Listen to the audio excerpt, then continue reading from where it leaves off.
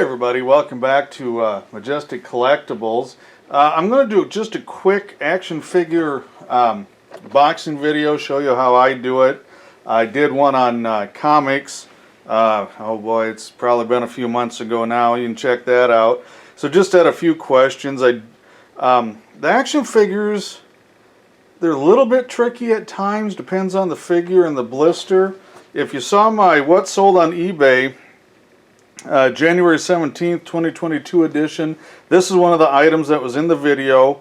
I'm going to pack it up now. It's a Transformers Beast Wars Buzzclaw figure.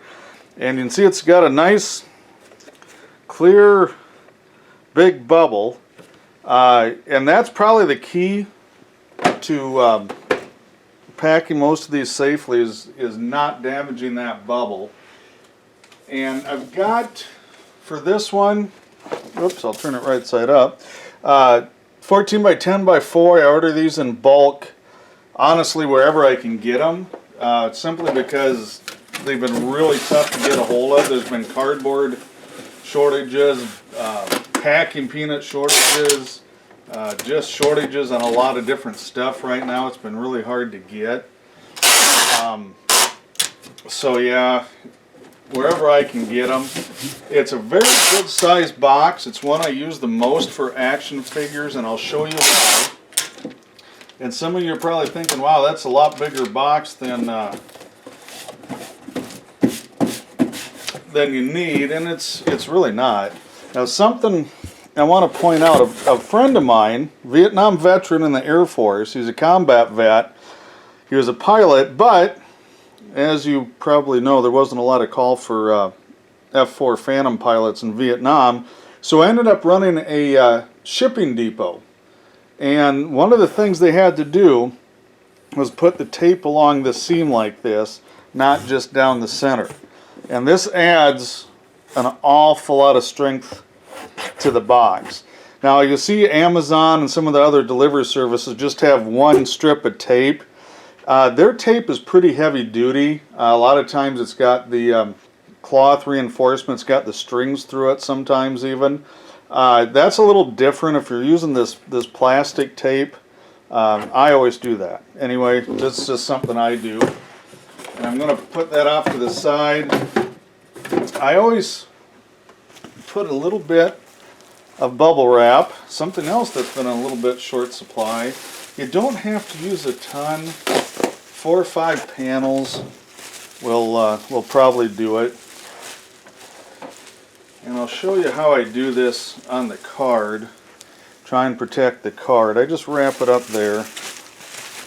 And this is 12-inch wide. Some of the action figures, the toys, more than the action figures, the 24-inch wide bubble wrap works a lot better. And this really is just a buffer. You can overwrap these things. So if you had a big glob of bubble wrap and something bounces off of it, you know, it's going to be thick enough to cave in that bubble. So something else that I prefer to do other than a big glob of bubble wrap, let me get this taped up and I'll drop it in the box, is I use packing peanuts. And I am a little, sounds weird, I guess, for those of you that pack and ship online or eBay or whatever, this might make more sense to you. I'll fold this down so you can see it. So what I do is I get the figure in there and I just leave a little space around the edges. The bottom is a little tougher than the card because you don't want the card to get bent. So if it's a little, you know, a little more crowded, I will put it all the way down. But I've got room, so I'm going to put this around here. And then what I'm going to do is I'm going to stop the camera so I can shoot down on this when I'm putting in the packing peanuts. So let me put this back and we'll pick that up there. Okay, so there we go. Back up on the workbench. It's a little crowded today. I've got my 1940s Zenith Transoceanic radio here. I'm trying to get it in place so I can listen to some shortwave across the world, all that fun stuff. Haven't found a home for it yet, so it's just sitting here for now. Anyway, back to this. I'll see if I can dump this one-handed. This could be interesting. so I'm sure I probably will have too much in there. Another trick, these are the S-type peanuts, and I like these over the cylinder, just the round cylinder packing peanuts. And I will tell you why that is here. Okay, that's probably a little too many. The round packing peanuts compress, but then they get really hard, so they get like little rocks if they squish down on the cylinders. These things have a tendency, see if I can get it to do it. There, you see that? So if they get hit, they take the hit and not the item inside that it's trying to protect. So if you get a big ding on a box with those round cylinder packing peanuts, it can punch in to what's inside and cause some damage. These tend to disintegrate. So if you ever get a box that's got a dent, and you'll see kind of maybe that dust, packing peanut dust, there's probably a couple of them blew up in there. The other thing is, you know, a lot of people overpack these. You want to make sure these flaps just kind of sit there, okay, because you want to get it closed. Whoops, doing this one-handed. Let me, and you want this flat, not bulging up, and you want to be able to close the flaps like that. Okay, if you can't do that, you've got too many packing peanuts inside there. You know, if it's bulged up a little bit, and you got to tape it down. And again, you can damage what's in there before it even gets anywhere, because you mash that down and mash those packing peanuts into the bubble. So be very, very careful with that when you're packing. And the rest of it is just taping up and weighing it. And I have very few problems with damaged action figures. Maybe had one report, I think it was to the UK or something like that. A bubble got cracked, so it probably got hit pretty hard. And that's it. So after this, you just, you know, tape it up, sticker it up with fragile stickers and maybe priority mail stuff. I'll do that next. I'll get this taped, I'll get it weighed, and then I'll show you the finished product here. Okay, so here I've got the box taped up. I'll try and get it. You can see that the nothing's bulging out, top, bottom, good gaps, tape on all the edges.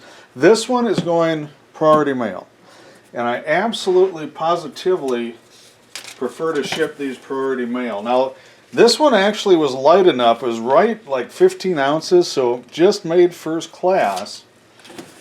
And I gotta tell you, I haven't noticed a big difference time-wise between first class and priority. The first class seems to get there pretty much just as quick as the priority mail does. The difference, though, is that the priority mail is insured. Okay, and it gives you, yeah, so you're paying a little more for it, but it does have automatic insurance. And a lot of these cheaper action figures that, you know, aren't several $100s a piece, that insurance will cover, I would bet, 75% of the action figures that I ship. And it's automatic in there. You can see it's tracked and insured. That's exactly what it says on the sticker. That's why I like the priority mail. With the new rate increases back on January 10th, though, there is a price difference now. It wasn't super far apart, but it is, yeah, it makes a difference. And so I do leave it as an option on my listings now, first class. Now, you're going to say, oh man, you don't need that many stickers. You're absolutely right. The post office doesn't care. And somebody's going to say, oh, you put the fragile stickers on them, they ding it out more. I've had no problems in 20 years, 20 plus years of putting fragile or do not bend on the packages. It's mainly for that last mile stuff where they seem to get damaged. You know, when it goes from the post office to that last mile to the customer, seems to be where most of the damage occurs. So I have no trouble with fragile and do not bend. These, honestly, because of technology, you don't even need to put them on. They know immediately based on the label. The barcode and stuff, that's priority, and it just shoots it there when it's sorting. I got to be honest, it's mainly for the customers. Boy, the customers love that. And that's not a bad thing. You know, they like to know that their package is cared for, it's well packed. You know, you got fragile, you got priority. It just seems to be a peace of mind thing for the customers. So most of those stickers on there, honestly, for customer relations and customer peace of mind, they at least know you put in the effort into it. And that's kind of it. I might do one if I get some of the bigger toys, show you how I do that. That's a little different than the smaller action figures. I don't really have any. Well, I got one. I might try that here in a little bit. But anyway, that's how I do most of the action figures. Probably 75% of them or more go just like that. And that's it. Check out our other videos. Check out our eBay store, Majestic Collectibles on eBay. Should have some more box search videos coming up here pretty quick. And we've got the new Majestic Collectibles Facebook page. Got a few videos on there from YouTube. Hoping to fill that up with some more content and pictures and some other stuff. So check that out. If you got any suggestions on how to, I guess what you want to see on that, let me know. And thanks for watching.